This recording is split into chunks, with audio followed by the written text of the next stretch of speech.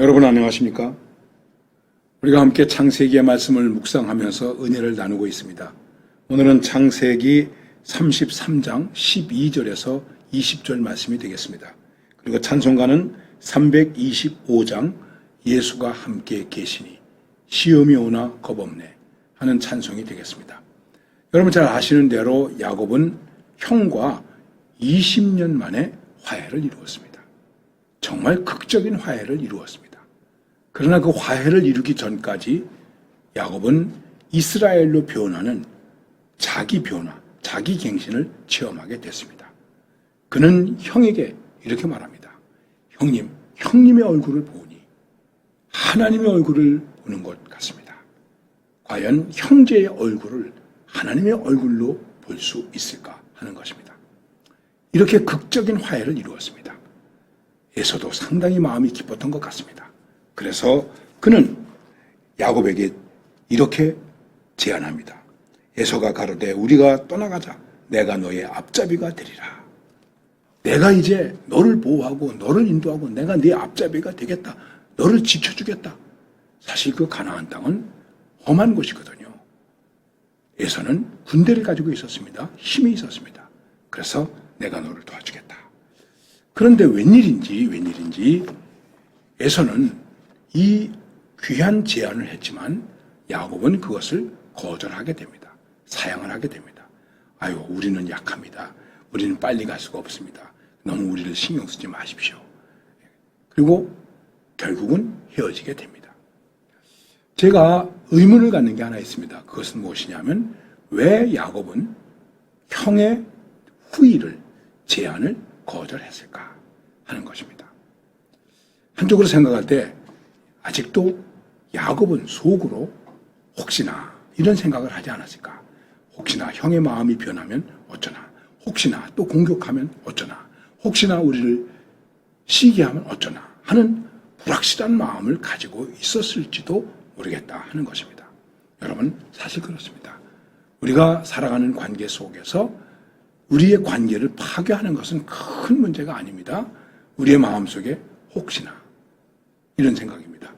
혹시나 여러분 그런 일 많이 겪으셨죠? 혹시나 이 사람이 나한테 손해를 입히는 것은 아닐까? 혹시나 하는 것입니다. 자, 조금 여러분들에게 상상을 가지고 말씀드린 것입니다. 어쨌든 야곱은 이렇게 형의 친절과 호의를 거절하고 두 사람은 헤어지게 됐습니다. 여기서 헤어지게 되었다. 결국은 어떻게 되겠습니까? 믿는 사람과 믿지 않는 사람이 사는 방법이 다른 것입니다. 이 면에 대해서 우리는 또 분명하게 결단할 줄 알아야 됩니다. 이 적당하면 안 된다는 것입니다. 우리가 흔히 타협이라고 하는 말을 씁니다. 신앙의 길은 타협이 아닙니다. 하나님을 믿는다. 여러분과 제가 신앙을 가졌다. 예배를 드린다. 이건 절대적인 문제입니다. 그래서 목숨까지도 내놓는 것입니다. 뭐 여기서 그런 문제까지는 아니지만 일단은 헤어지게 되었습니다. 그래서 에서는 자기가 살던 곳으로 돌아가고 야곱은 자기 식솔들을 데리고 그리고 이제 세일로 가서 그 다음에 숫곳을 지나서 세겜이라고 하는 곳에 머무르게 됩니다. 마음이 놓였을 것입니다. 그리고 감사했겠죠. 거기서 하나님 앞에 단을 쌓습니다. 예배를 드립니다. 그리고 그 이름을 엘렐로헤이 이스라엘, 엘렐로헤 이스라엘. 전능하신 하나님은 나의 하나님. 이렇게 신앙을 고백합니다. 참 오랜만에, 정말 20년의 세월이 지났지만 오랜만에 두 다리 뻗고 푹 잠을 잘 수 있었을 것 같습니다. 20년 동안 도망왔죠. 결혼하느라고 14년 동안 머슴살이 했죠. 재산 모으느라고 6년 동안 머슴살이 했죠. 그리고 또 라반과 헤어지는데 문제가 있었죠. 형과의 화해 가운데서 문제가 있었죠. 그러다가 하나님께서 나를 여기까지 인도해 주셨구나. 전능하신 하나님께서 인도해 주셨구나. 전능하신 하나님이 나의 하나님이요. 이렇게 감사의 예배를 드리고 찬양을 드리고 감사를 했습니다. 그런데 여기서 우리가 또 하나 의문을 가질 것이 있습니다. 그것이 무엇일까요? 분명히 고향으로 돌아갈 때 하나님께서 야곱에게 이렇게 말씀하셨습니다. 베델로 돌아가라. 나는 베델의 하나님이다. 야곱에게 있어서 베델의 하나님은 굉장한 거거든요. 그런데 왜 베델로 돌아가지 않았을까? 그리고 그냥 거기 주저앉고 말았을까? 물론 완전히 주저앉았다고 얘기할 수는 없습니다. 자, 그렇기 때문에 우리가 여기서 생각할 것이 있습니다. 그것은 무엇입니까?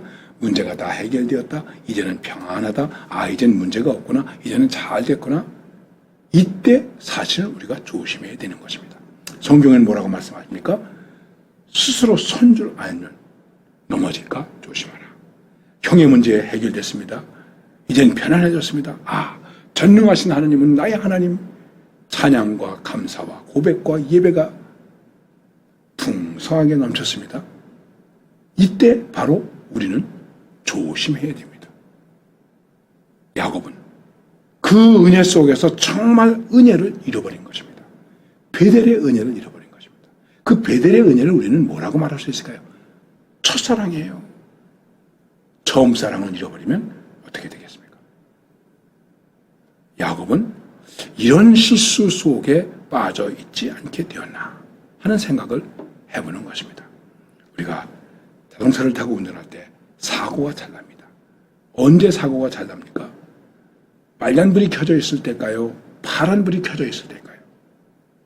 대개 파란불이 켜져 있을 때 사고가 난다는 거예요.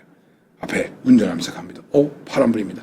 빨리 지나가야지. 샥 터지다가 그만 급하게 빨간불로 바뀌는 바람에 끼 그리고 사고가 난다는 것입니다. 그러나 빨간불이 켜지면 빨간불이네. 조심해야지. 그리고 사고가 오히려 더 안 난다는 것입니다. 여러분 어떻습니까? 지금 내 인생에 파란불이 켜져 있습니까? 빨간불이 켜져 있습니까? 지금 야곱의 인생엔 파란불이 켜졌습니다. 모처럼 파란불이 켜졌습니다. 엘렐로에 이스라엘이라고 하는 신앙을 고백하게 되었습니다. 이것이 또 야곱에게는 다른 위기가 될 수도 있다는 것을 우리는 생각해 볼 수 있는 것입니다. 어쨌든 언제나 우리는 하나님 앞에서 근신하고 경건해야 됩니다. 그래서 선지자들이 그랬습니다. 편안할 때는 하나님의 은혜 잊어버릴까 조심해라. 고통당할 때는 하나님의 은혜 잊어버렸기 때문이 아니냐. 그리고 야단했습니다. 그러니까는 백성들이 들을 때는 좋을 때도 야단치고 나쁠 때도 야단치고 이제 선지자들은 예언자들은 부정적이야. 긍정적이지도 못해. 맨날 우리 야단만 치고 경고만 해. 말을 잘 안 들었어요. 근데 그게 하나님께서 주시는 교훈입니다. 오늘 내 인생에 내 삶에 파란불입니까? 빨간불입니까? 조심합시다. 그러면 하나님은 다시 우리에게 형통함을 허락해 주시는 것입니다. 이 은혜를 믿고 나아갈 수 있기를 바랍니다. 감사합니다.